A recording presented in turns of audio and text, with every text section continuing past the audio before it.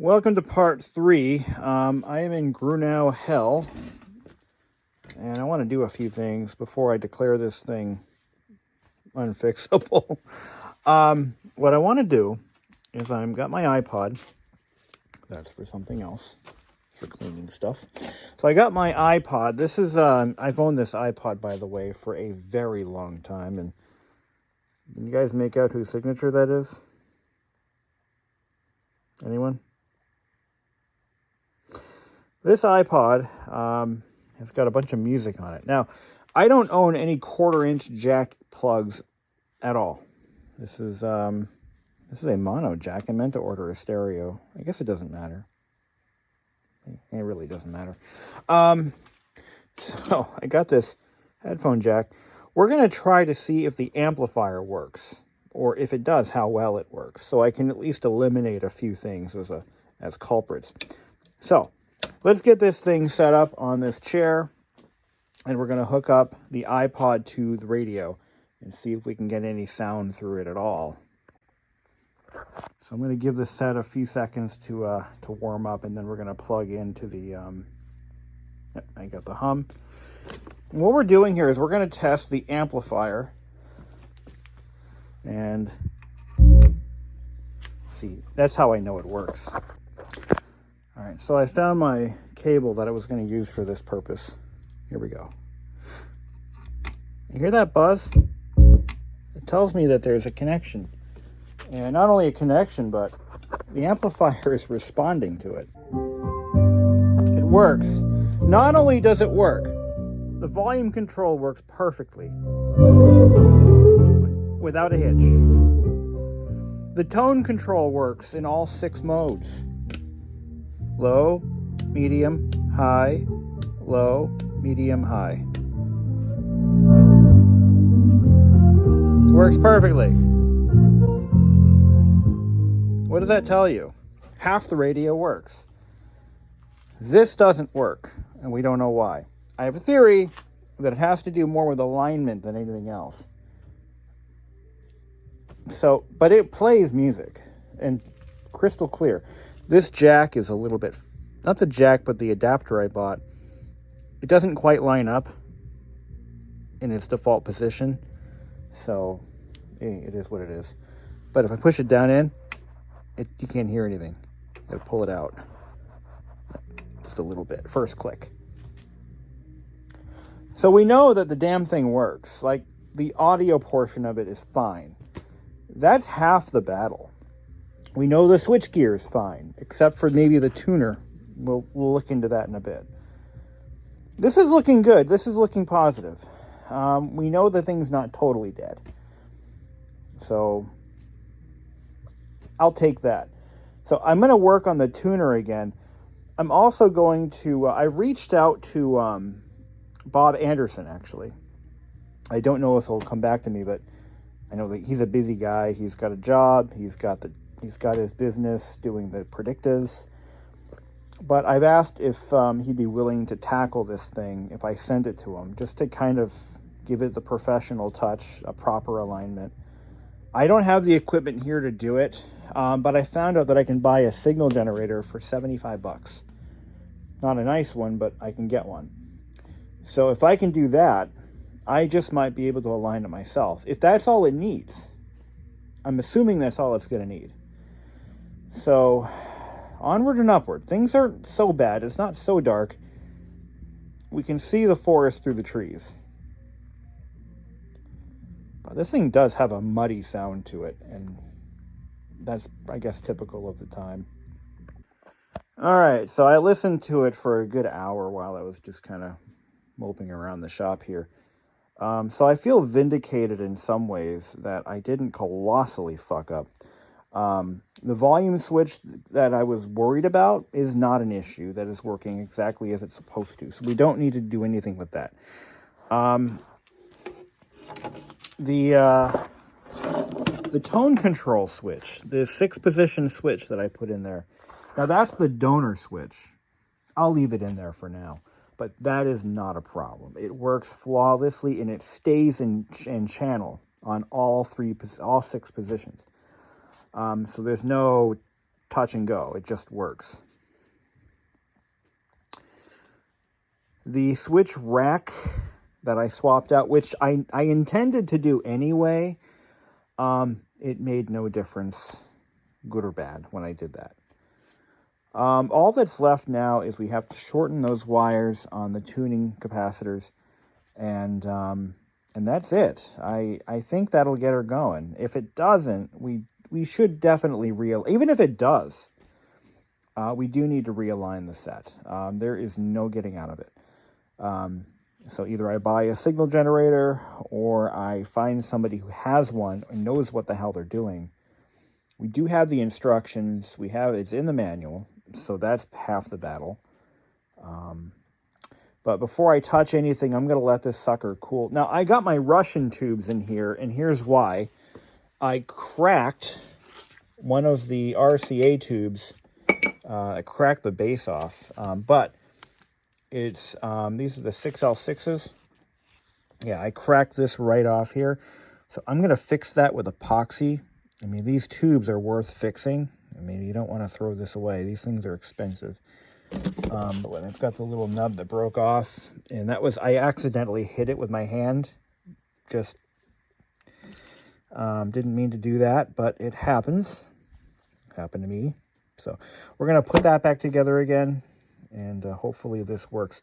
The tubes I have in here now are Russian reflector tubes. They work, but they're not, they're not kosher. They're not original.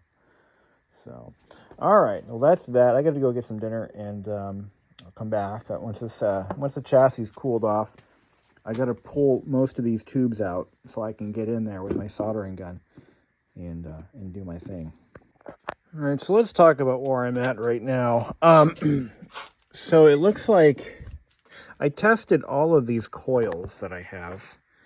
I measured these ones against those, and they all seem to be within range of each other. So all of my coils, none of them are open circuited, which is good. I've been looking at caps now just for fun's sake and just determining what's going on with what.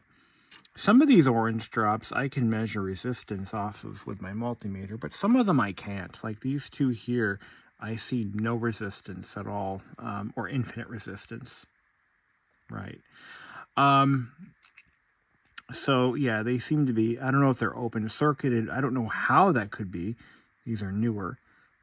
These have all been replaced. I'm starting to suspect some of the mica caps, though. I didn't really think of these mica mold ones. I can't seem to read them. I'm looking up how to read them, and it's assuming you already know what the fuck you're doing in terms of not measuring, but in terms of, like, what's a multiplier? Like, stuff, and not only that, but the direction in which you read them. Where the hell is it? Well, I got one here. I got one that oh, there it is. This one's already removed. So this one I get no resistance or infinite resistance across the cap. And not only that, I checked it with, that's funny, I'm using the old John Anatech, like using his own tools to fix his own stuff. I'm using my ESR meter here, and it doesn't measure out anything at all. Same with this one. So is that a clue? It could be a clue. The mica cap that I left in the back initially, I just replaced with the ceramic capacitor that John had put in there initially. So I put that in. But I'm just kind of poring over this set. If I can't get it running, if I can't fix it. Oh, I even put my cleaned switch back in because it's fine. I know it's good. So I'm just kind of swapping parts here and there and measuring what I can and to see what, if anything, can be done. If I can't fix this thing, here's my plan. I have a plan B. I'm going to fit it with, no, don't give me a hard time. I don't want to hear it. I'm going to put a Bluetooth module in this sucker. No, dead serious. That's what I'm going to do. If I can't get the tuner to tune, I mean, it's getting a Bluetooth module anyway. I mean, that is the plan. I'm putting one in. the question is, well, how permanent do I want it to be? What I'm going to do is I'm going to put it right off the phono jack. I'm going to assemble one, probably heat shrunk with a lead for power. I'm going to have to find a 5 or 12 volt source somewhere in the chassis, and I'll tap off of that. And yeah, it's getting Bluetooth.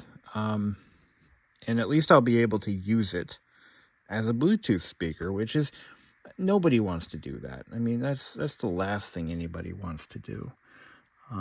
But I've heard that some of these mica mold caps are actually paper caps in disguise.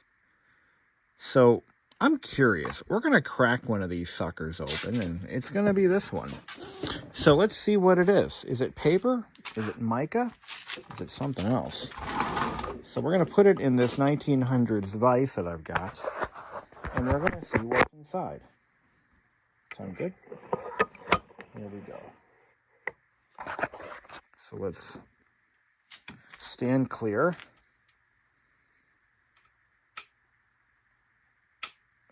Probably should wear goggles.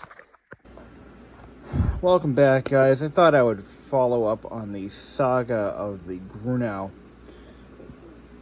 So here's where I'm at. I'm not well versed in I'm not an electronics guy, really. I mean, it's not my strong point.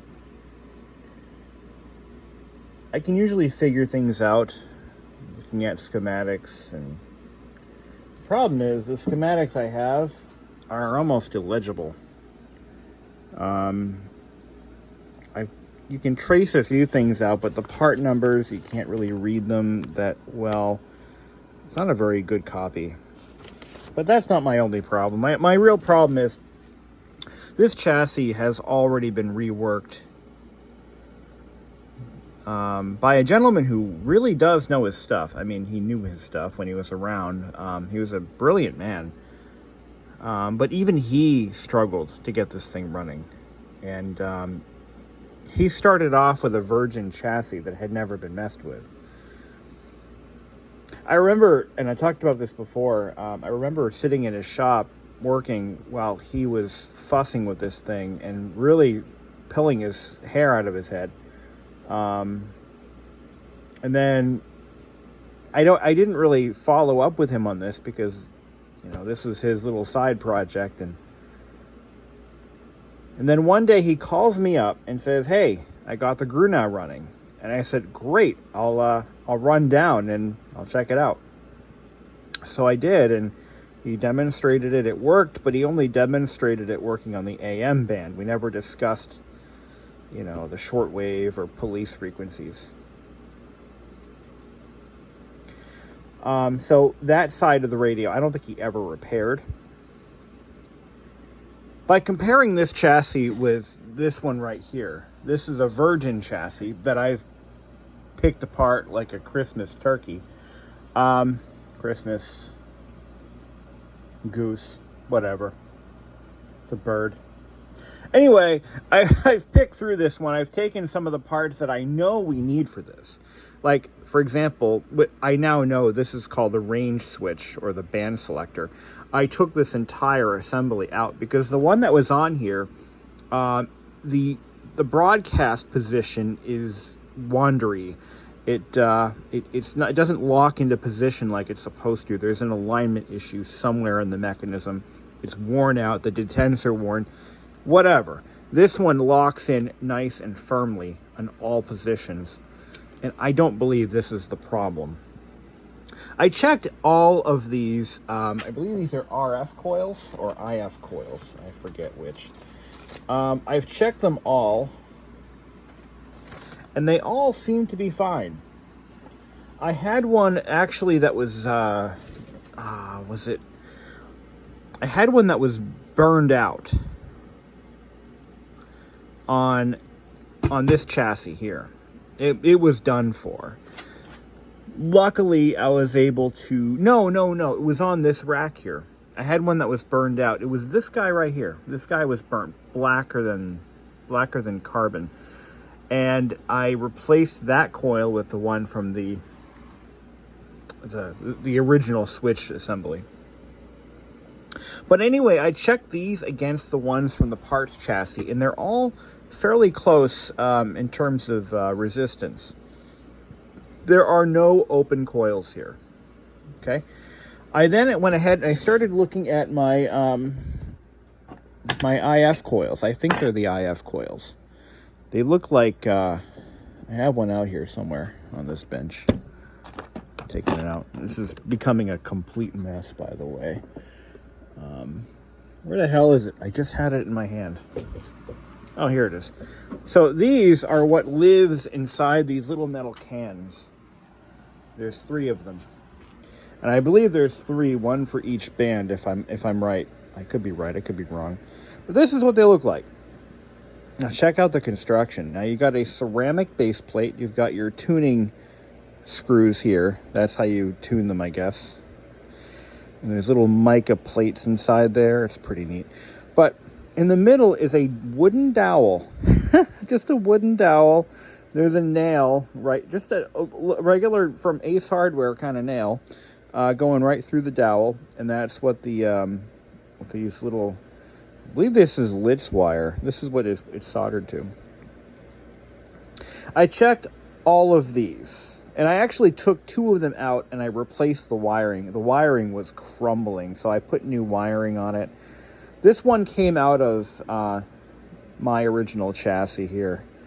And I took it, I put in the one from that chassis, just whatever. They tested fine. I checked all of the, across all the terminals, and there's no open circuits. Everything seems to be okay. So these, I don't think these are the problem, but I did replace some of the bad wiring. So I don't think these are the issue. We know that the band, the AFC switch, this guy right here, this is fine. We know the volume switch is fine. We know the amplifier is fine. All of these things are just fine. They work like they're supposed to. Now this wire here, and this is why it's, when you're working on a chassis that somebody else messed with, this is why it's hard to find somebody who will actually work on this.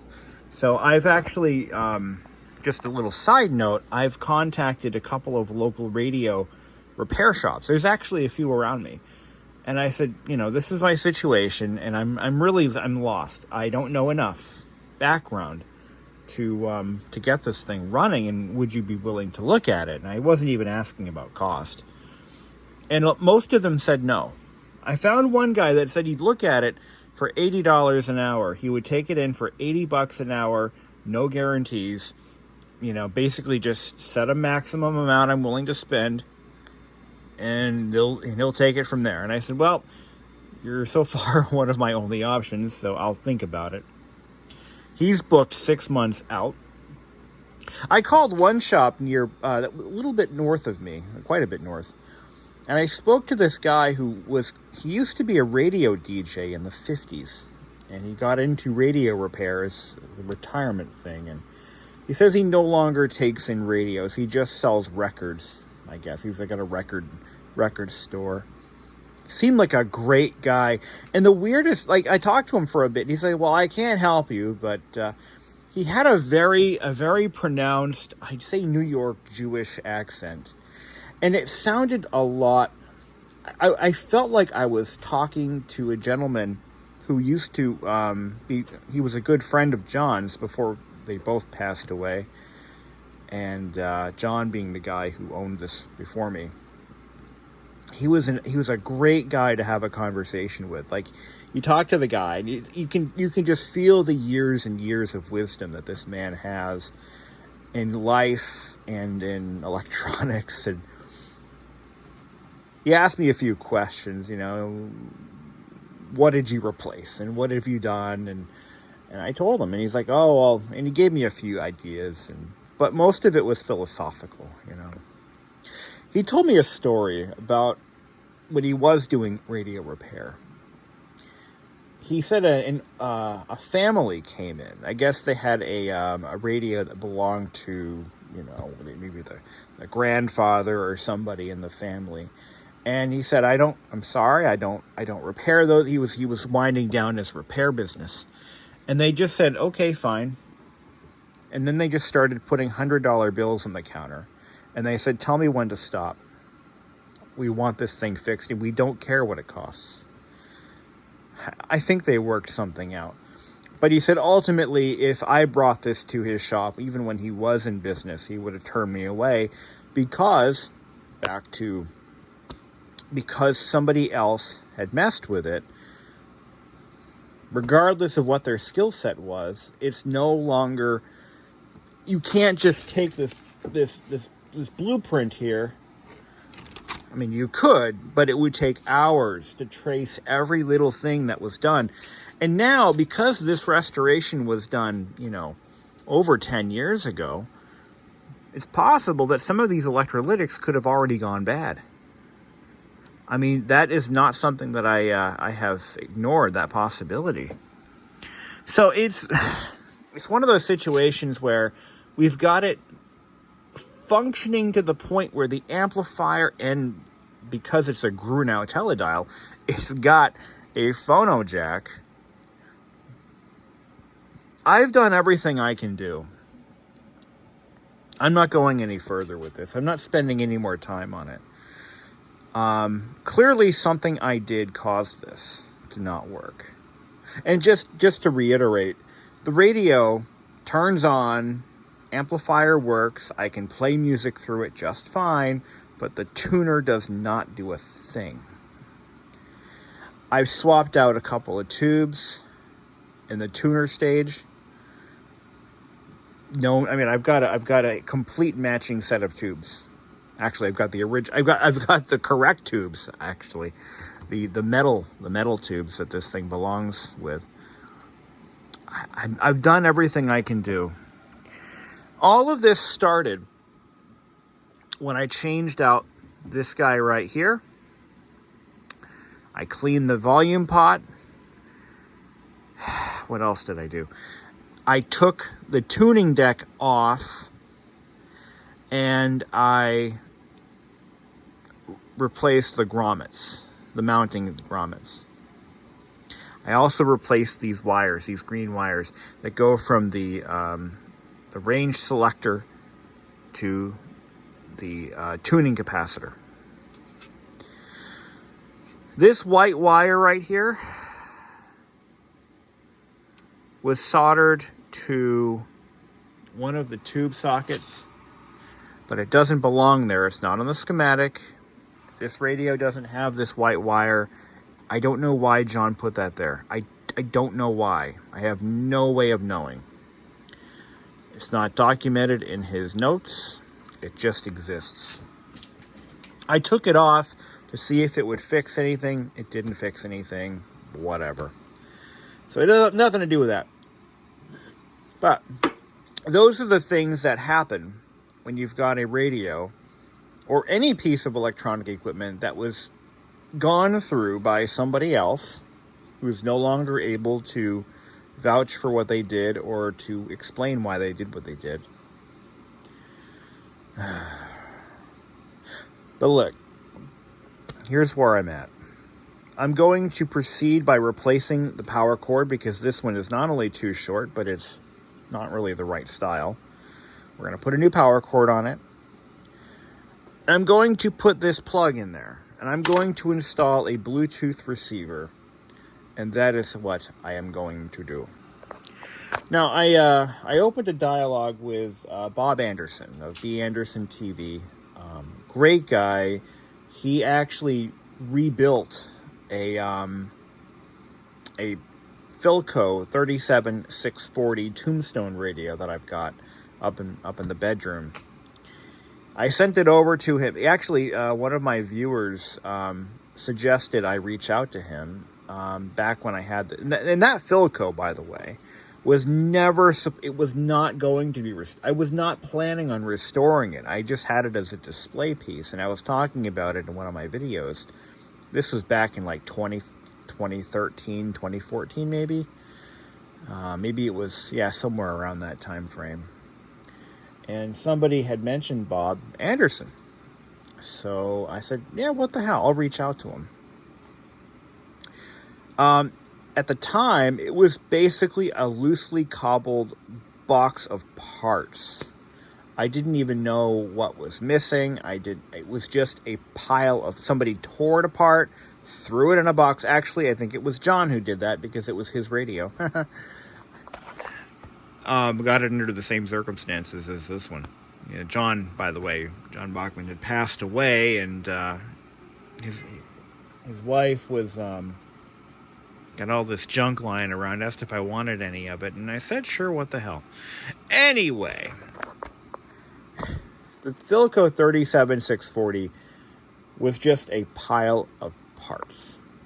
I sent them over to Bob Anderson, and he sent me back a beautifully restored chassis that runs to this day. Beautiful job.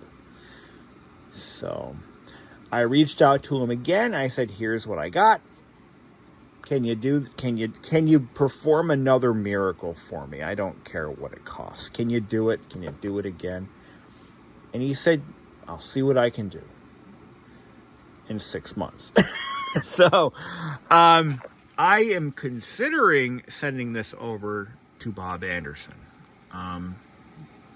He does amazing work, and he can take a pile of junk and make it run again.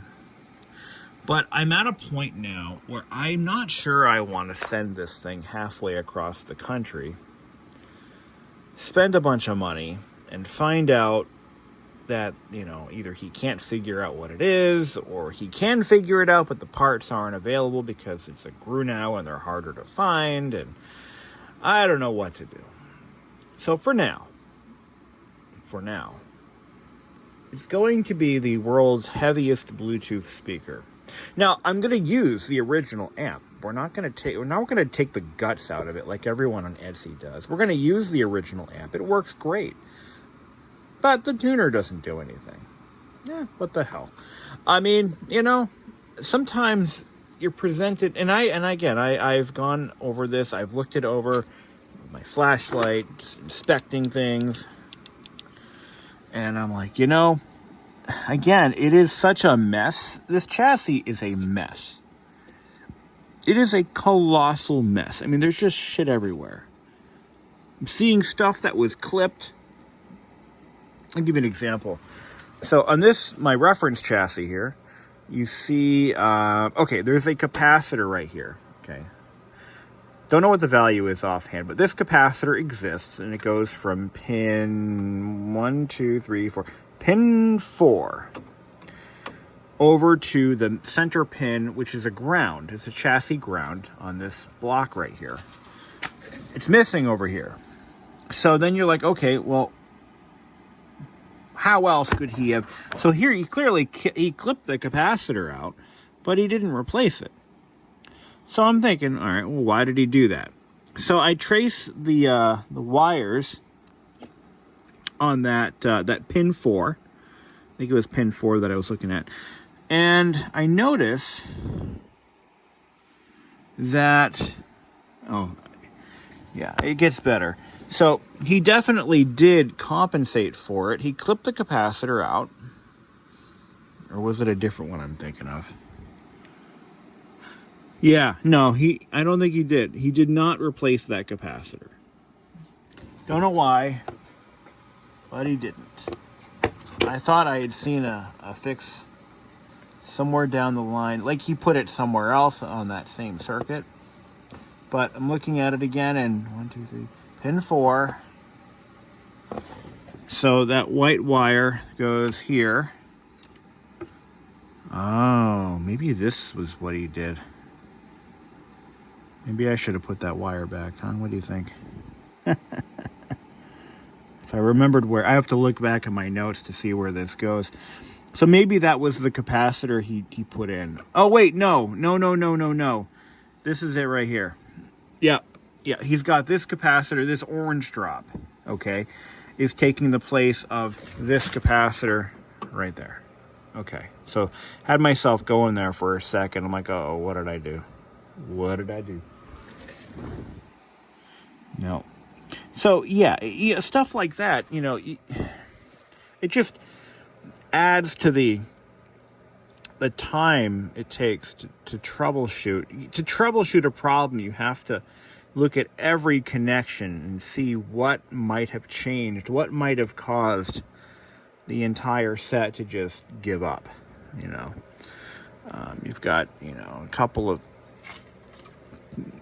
yeah. So,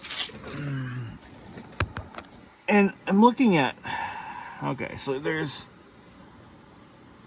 all right, so you got some original resistors. I assume, and I'm assuming this, that when John had this thing on his bench, that he tested every resistor for, you know, functionality. I'm assuming that. I shouldn't assume that, but I am. And, yeah, so anyway, that's where we're at. I've decided I'm going to take a break from this sucker. I'm going to put the tuning chassis cover back in place, and I gotta find a 5-volt power source somewhere on this 5-volt DC to power my Bluetooth receiver. So I'm gonna look for that, and I bet this schematic might have a reference to a 5-volt rail somewhere. If it does, I can't see it. But,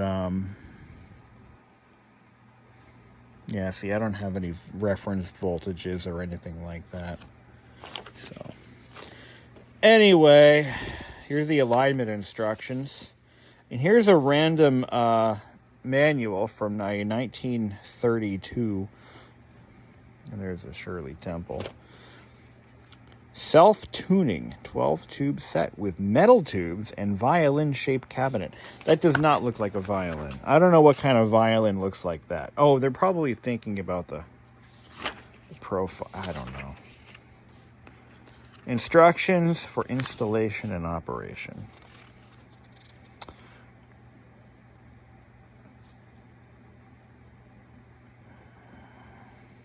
Automatic volume control. This is a pretty cool radio. I mean, it really is. This tells you what the tubes are.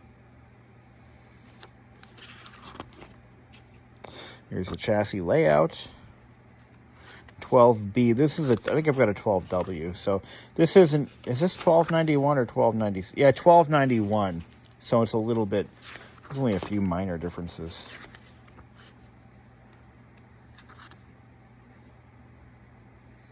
Range switch.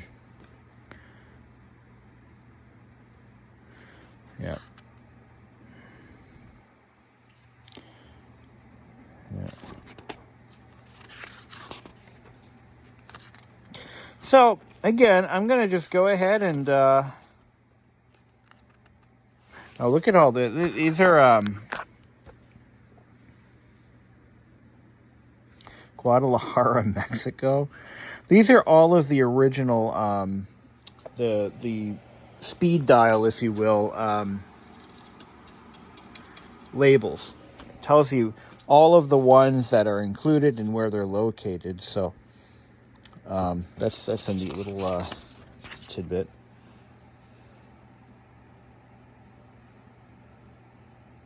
Here's a sample dealer card. That's so cool. Kent City, Michigan. 1291. That's a 1291. I've got a 1297 upstairs. Here's another copy of that. It's actually a little bit clearer. But this is another copy of it that's a little bit more readable. But it doesn't give me the chassis top view. Oh, here we go. This might be useful. Yeah, that's not obviously an exact. That actually might be helpful. 1936.